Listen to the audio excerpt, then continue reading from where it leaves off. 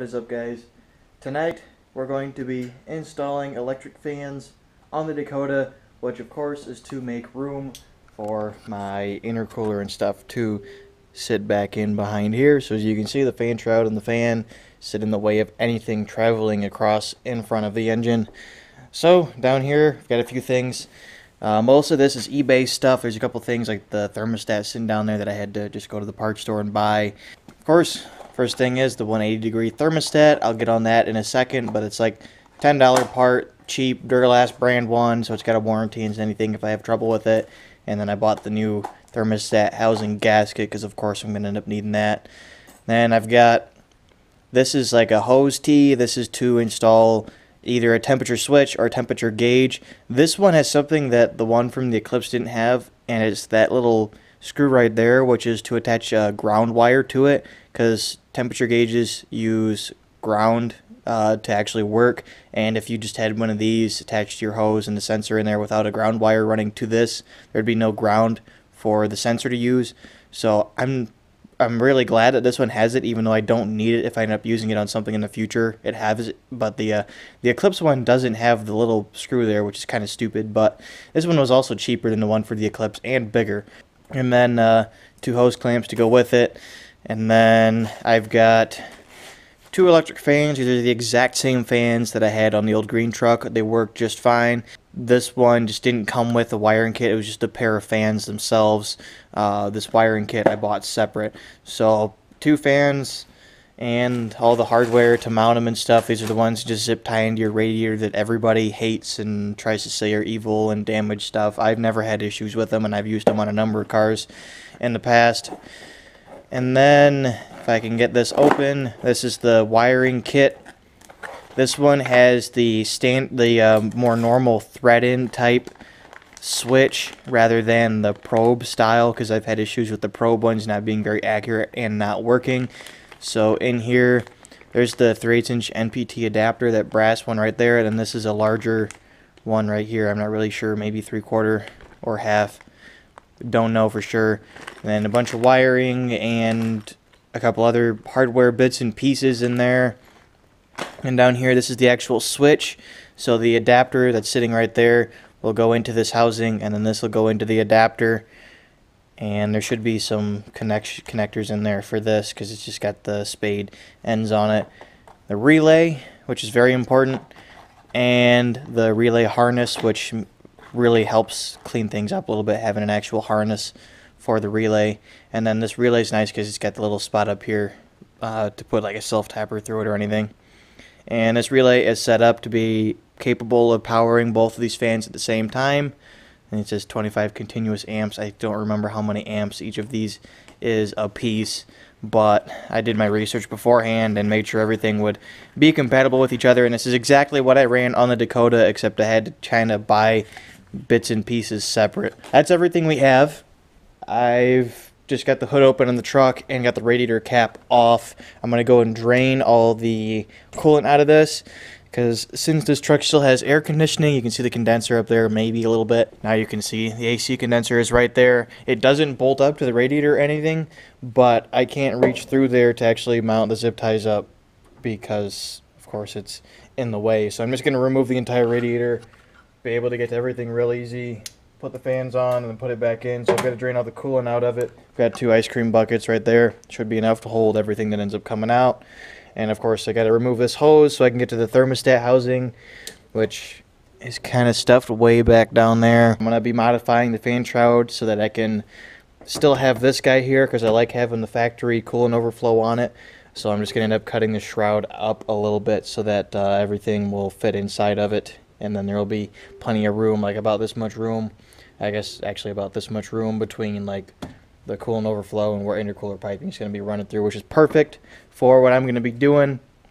And once everything's in, like the fans and stuff, I'll put that T and the upper radiator hose, and then just start doing wiring, which is going to be super easy. There's going to be one positive lead going from power right here over to where the relay is, and then the power running from the relay to the fans. The fans themselves I'm going to ground out up here somewhere so that they're just grounded straight to that.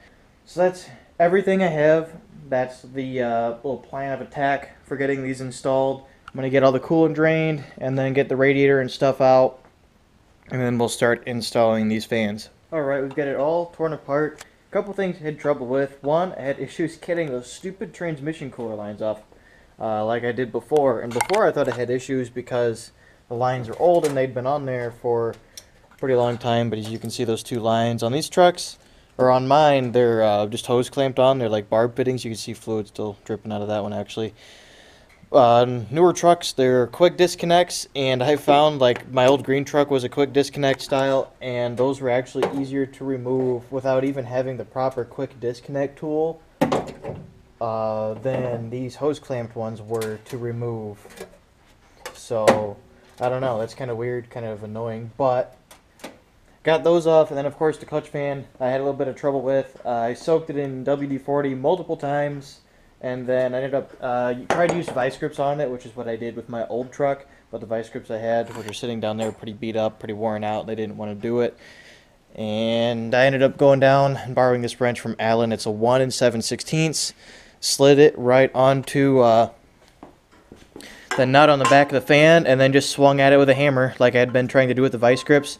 I originally tried using the jack handle to like swing it like a baseball bat at it. Wouldn't take it off. Grabbed my sledge laying over here on the floor and took one swing at it and it came loose. So didn't need a tool or anything. As you can see just by looking in there, there's a lot of rust build up on that. And then you can also see all of the rust build up on the end of that, and it still came off without using the actual tool. One trick I did use, I took a flathead screwdriver, and I don't know where I put it, and I wedged it into this little gap down here. You can see some clean areas. I wedged it in there to keep this thing from wanting to spin as much. You don't want to wedge that thing in there too far because you might damage the bearing and the water pump. I just put it in there far enough that it would put enough tension on that to hold it so I could swing the hammer at the wrench, knock that thing loose, and spin it off. So now all the stuff that needed to come out is out. The clutch fan is removed, not going back in. So now I need to get to modifying the fan shroud. Going to be cutting that, and then once it's cut, I'll get fans mounted on this.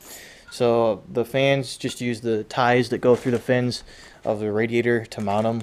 It'll be really nice to be able to mount them with the radiator out of the truck. It'll be really convenient. And then I'll get the fan shroud reinstalled onto the radiator while it's out of the truck, since it'll be easy. Then I'll just drop the radiator back into the truck, hook up all my hoses and lines, and then I'll be able to start installing all of the wirings. Alright, the electric fans are all installed. I got the overflow container situation figured out, and not even using this or the shroud, I got a little bit creative and put a Mountain Dew bottle on it. It's just a glass Mountain Dew bottle, so it's not like the coolant's going to corrode it or anything. It's glass, so it can handle the heat. And, I mean, it looks awesome. Plus, it's green, and the coolant's green. I had a Pepsi bottle as well, but the Pepsi bottle was like an odd shape, and I was concerned with it like getting damaged. And I did think ahead, and I wrapped, this is some like weird tape stuff. I wrapped that around the bottle so it's not just like glass against metal. And, I mean, it's not going anywhere. I mounted it the same way that like the eBay overflow containers get mounted with a hose clamp, and it looks good there. I really like it. I can just take hose, run it in there, and it'll catch fluid, and I'll be able to look into it and see what level it's at. And of course the fans are on. So I got them offset from each other, and the reason for that is because as coolant enters the radiator, it's going to come in, hot coolant's going to come in here, and then it's going to kind of travel around diagonally down to the other neck. So this will improve, basically maximize the efficiency of these fans, because as the coolant's going, it's going to pretty much be in the area where the fans are pulling air through the entire time as it travels. So I just got to do some wiring. I'm going to join these together so that there's one ground wire and one power wire. And then I'm going to hook them up to a battery or something and test them. Basically what I'm going to do, just because these are push and pull fans, I can do either one. You can flip the polarity on them, and they'll either push or pull. I need them to pull through, of course, because they're at the back of the radiator. And one way to test that, because sometimes it can be hard to tell which way the fans are going, take a piece of paper or a paper towel. I've got some just sitting up there. Turn the fans on, hook them up, turn them on, pay attention to which wire's hooked up to positive and negative. take that paper towel and stick it on the radiator and see if it's going to, the fan starts sucking them in or blows the towel out. In my case, I wanted to suck the towel in, and these things should pull enough air that the towel will be like stuck to it basically. And I almost forgot about the thermostat. I have to replace the thermostat so that the temperature of the thermostat matches the temperature of the switch for the fans. Otherwise, they'll just be on and running all the time. So that's where we're at. I'm really happy with that. That looks pretty awesome, honestly. And with that in the engine bay, the Mountain Dew bottle looks cool too. But with that in the engine bay, I should have more room than I originally thought I was going to have, because I mean, nothing really, I mean, aside from the Mountain Dew bottle, nothing else really sticks out any further than like the next dew on the radiator. So there's going to be a lot of room between the motor and the fans, which means there's a lot of room for a intercooler to sit just right here directly behind it, hidden from, you know, wandering eyes, so nobody will have any idea what's going on unless they hear it, of course, which is kind of the point. But yeah, it's going good so far. Everything is ready to be reassembled at this point. So I'm going to get working on that. Alright, everything is put back in now. So drain cooler line's hooked up. Radiator, of course, is in. Mountain Dew bottle sitting there, hose on, cap on. I put fluid in it. Everything is in. You can see the fans there. The wires are spliced together. The T-fitting is in. Just cut the old stock hose. Put that on, so that's all good to go. New thermostat's in.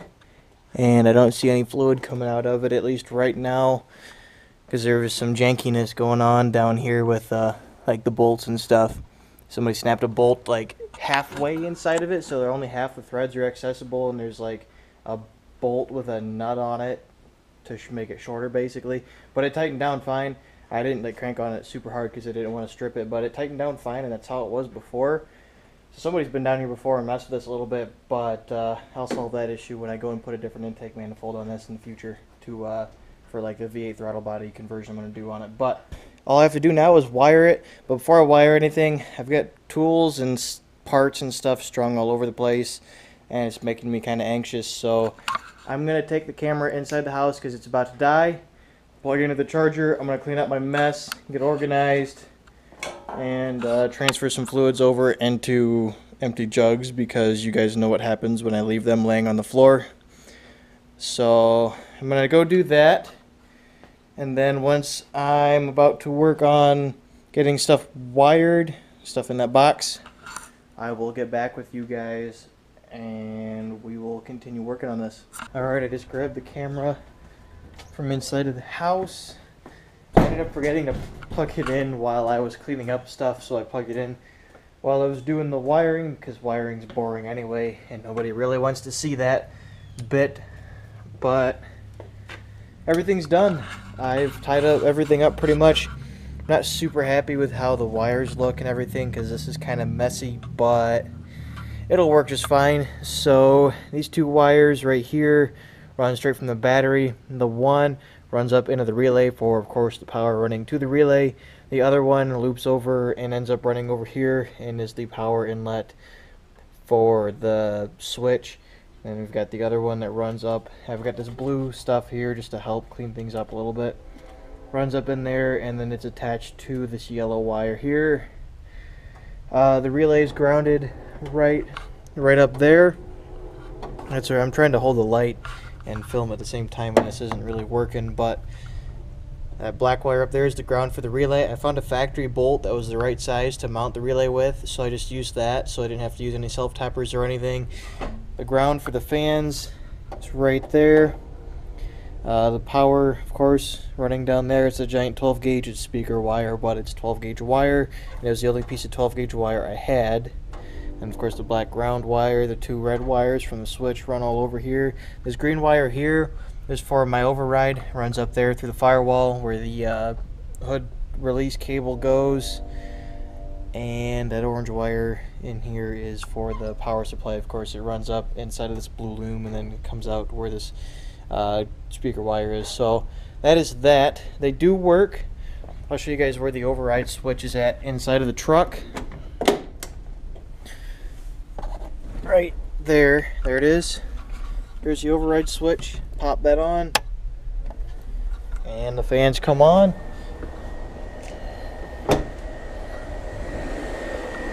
They're not as loud as the old ones that I had on the green truck were.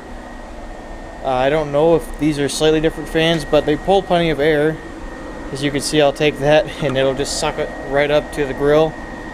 They pull a lot of air, and the truck may gain a tiny bit of power from not having the clutch fan, which is quite heavy, sucking power from the serpentine system. But look at all this room here.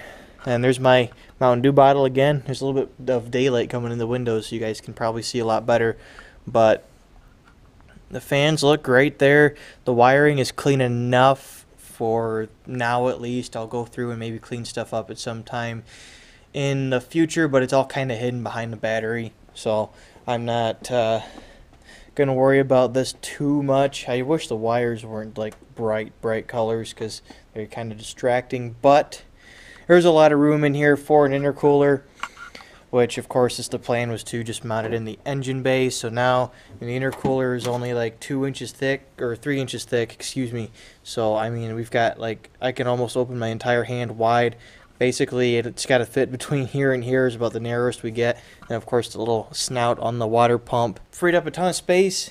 The engine looks a lot better, actually. The whole engine bay looks cooler. You can see all the pulleys and you can see the belt and everything. It's just kind of cool being able to see this. This will look really, really awesome when the engine is running and stuff too, because you'll be able to see all the moving mechanical parts on it. Whereas before we had that giant shroud and that hideous yellowish overflow container, which I've thrown in the garbage right there. That's it. That's the electric fan conversion on the truck, meaning the only thing, whoops, tripping on stuff. The only thing that needs to be done to this truck now before I can bolt a turbo up to it is exhaust. And next weekend I'm going to do the exhaust. I have all the parts for it here. I've just got to pick a couple of things up at the parts store and at the exhaust, one of the exhaust shops uptown. I need to have them make something up for me. But everything else is here, everything I needed to order. So next weekend I'm going to do the exhaust, and the weekend after that I'm going to be putting the turbo on the truck. So I'm not going to be doing fuel system, the rest of the fuel system stuff first, or the gauges first. I'm not going to try and make any boost on it or anything. I just want to get to turbo on and all of the oil lines ran, all of the intercooler piping done. I want to have all of that done. So all I'll have to do is install wideband gauge, boost gauge, FMU, and fuel cut defender. Those are 4 easy things that I can do when I have time, when it's most convenient to me. Those aren't things that I have to set aside an entire weekend to get done, which of course the exhaust and the actual installing the turbo is going to require an entire weekend apiece, or at least the exhaust will probably just take one entire night. I may stretch it a little bit just to not wear myself out.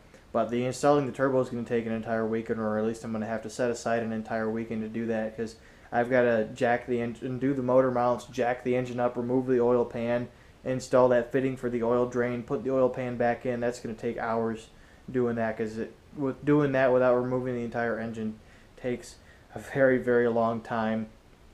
And then after that's done, I've got to just run oil lines and intercooler piping, bolt the turbo up, which will be pretty easy, and the rest of that will be pretty simple, just because it's just going to be eBay intercooler piping that I may have to cut and do some homemade bead rolls on, which I'll show you guys how to do. Yeah, that's going to be the end of this video, guys. I hope you've enjoyed. I hope you guys have found this video a little bit helpful, you other Dakota owners, and I will see you guys later.